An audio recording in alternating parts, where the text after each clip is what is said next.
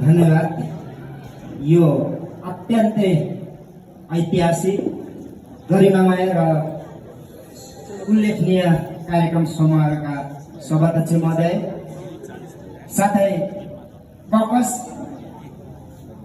Team समितिका सम्पूर्ण विज्ञ योग्य व्यक्तिज्यूहरू, विभिन्न पार्टी र चुनाव चिन्ह लिएर सुनसरी क्षेत्र नम्बर 1 मा प्रतिनिधि सभा निर्वाचनमा उम्मेदवार दिनुहुने मेरो प्रिय आदरणीय उम्मेदवारज्यूहरू, जिम्मेवार नागरिक, बुद्धिजीवी, सुरक्षाकर्मी, पत्रकार मित्रहरू र सम्पूर्ण सुनसरीवासी आदरणीय आमाबुवा तथा दाजुबहिनीहरू, म विश्व कीर्तिमानी डाक्टर रक्षी कुमार राई, मितेरी पार्टी नेपाल चुनाव चिन्ह घोडा लिएर यस फागुन 21 मा हुन लागेको प्रतिनिधि सभा सदस्य उम्मेदवार उद्घोष गरेर आज एउटा जनताको अगाडि आएको छु।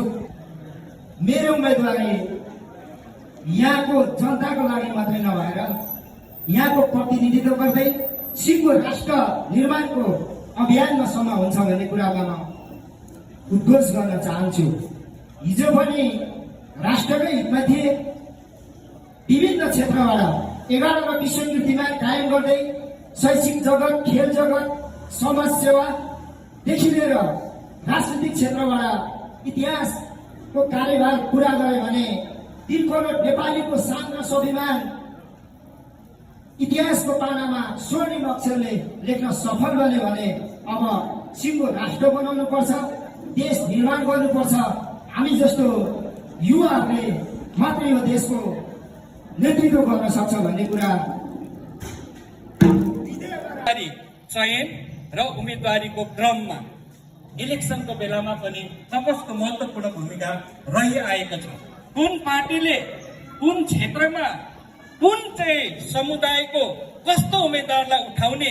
हुन त खेल मैदानमा राम्रो खेलाडीहरू पुरै समय खेल्दैनन्, समयको अन्तिम चरणमा खेल्छन् तर निर्णायक गोल गर्छन्। हामी जति पनि यहाँ प्रतिनिधि साथीहरू, हामी जनता भन्दा नेता बाठो र स्वार्थी बने। किनभने म जिते भने यो गर्छु, यो गर्छु, जिते भने हामी नजिते पनि त गर्न सक्छौँ नि हो, होइन भन्नु त। त्यही भएर यो देशको राजनीतिक प्रणाली भनेको मलाई लाग्छ विकासको लागि नभएर वंशनाशको लागि भएको छ। संहिताको कुरा गर्दा हिजो हामी सम्पूर्ण समुदायकै राजा थिए, त्यही राजाको दरबारहरूको अहिले कुरा गरिराखेका छौँ। म यो भन्न चाहन्छु कि अरू विभिन्न 10 जनयुद्धका विभिन्न स्थलहरू पनि सङ्ग्रहालयमा परिणत भए, तर हाम्रो मुकुलुङमा फुवालुङ, विजयगढी र हाम्रो मान्छेबुङलाई सङ्ग्रहालय मात्रै होइन विश्व सम्पदाको सूचीमा पनि त राख्न सकिएला नि त। म भन्न चाहिँ यो विषयमा र हामी एकता हुन आवश्यक छ। एकता भनेको हामी कोही किराँत भन्छौँ, कोही आदिवासी, कोही जनजाति, कोही मूलवासी, कोही भालेवासी, हामीलाई विभाजन छ। तर हामीले केलाई स्वीकार्ने भन्ने कुरा चाहिँ तपाईँ हाम्रै हातको कुरा हो। यो कुरामा पनि म यहाँलाई पनि म प्रश्न गर्न चाहन्छु। र किनभने यहाँ हामीलाई विभेदकारी नीति लागेको छ।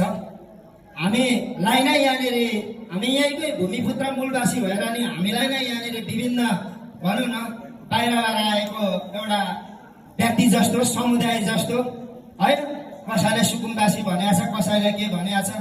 यो त विभेदकारी नीति छ नि त।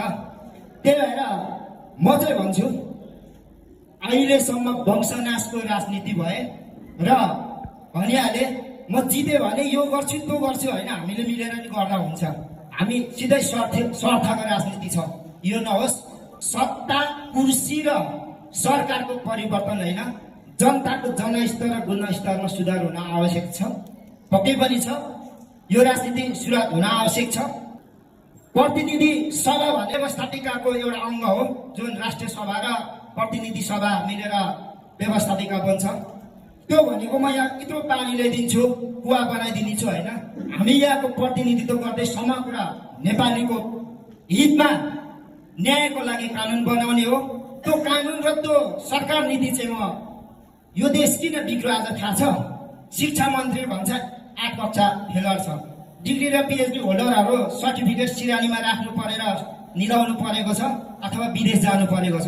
तर देश चलाउने जुन मन्त्रालय सम्हाल्नेहरू थाहा छ 8 कक्षा फेलरहरू छ। अनि त्यस्ताले लेखेको कानुन कसरी राम्रो हुन्छ? रक्षा मन्त्री भन्छ एउटा सेक्सनको फर्मेसन भन्दा थाहा छैन, कुन हतियारमा कुन बुलेट लाग्छ, कति क्यालिबरको र कति रेन्ज खान्छ थाहा छैन। स्वास्थ्य मन्त्री भन्छ होइन सामान्य सिटामलको भन्दा ज्ञान छैन। कृषि मन्त्री भन्छ के थाहा छैन। यसरी विकास हुन्छ? त्यस्तोले बनाएको मन्त्रालय सम्हालेको मन्त्रालय र त्यस्ता नेताले बनाएको कानुनको आडमा टिकेर हामी बाहेकल जनताहरूलाई धोका दिइराखेको कुरा त सबैमा सर्वविदितै छ। त्यसैले यो देश परिवर्तनका निमित्त योभन्दा अगाडि काठमाडौँ क्षेत्र नम्बर 2 बाट नि प्रतिनिधि सभा उठ्दै गर्दा समृद्ध राष्ट्रको चमत्कारी सिद्धान्त शिक्षा नीतिबाट देश बदल्न सकिन्छ भनेर म अगाडि बढेको थिएँ र हाल पनि म त्यो एजेन्डाले अगाडि बढाएको छु।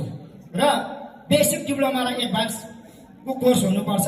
हामीलाई चाहिँ पढेर बुढो भइँदैन भनेर भ्रम चिराउने अनि पढेको गर्ने पढ्नु भनेको गर्नुको लागि हो, त्यो लगानी नै उठ्दैन भने के अर्थ भयो त शिक्षा नीतिको? त्यही भएर यस्तो बेसिक डिप्लोमा र एडभान्स यो कुरा अहिले विस्तृत गर्न सक्दिनँ। म छिटो अहिलेको टाइमिङलाई खेल गर्दै सर्टकटमा राख्छु। यो देशमा प्रत्येक घरमा खेलाडी छ। खेलाडीको मात्रै भाग्य र भविष्य वडाको खेलाडी र वडा स्तरले, पालिकाकोलाई पालिकाले, प्रदेशकोलाई प्रदेश र केन्द्रकोलाई केन्द्रको जुनसुकै खेलाडी होस् न, तिनीहरूको पनि भाग्य र भविष्य हुन आवश्यक छ। र योग्यता अनुसारको काम र कानुन अनुसारको पारिश्रमिकै भएन भने विकास मानिँदैन। यो भाषणले मात्रै हुनेवाला केही पनि छैन होइन। थोप्रो आदर्शका जस्तै अहिले कानुन आयो नयाँ आयो भन्छ, खोल मात्रै नयाँ आएको। जनताको जनस्तर सुधार त्यस्तै छ। त्यही भएर म यो धेरै भन्दिनँ, यो धरानको लागि पहिलोचोटि चाहिँ के गर्छु भने विकासको नाममा यहाँ व्यापार भएको छ। जस्तै गरिब जनताको लागि प्रत्यक्ष सहयोग हुने भनेको पानी र बिजुली कम्तीमा 50 युनिटसम्म सरकारले छुट हुनु पर्यो, त्यसलाई विकास मानिन्छ।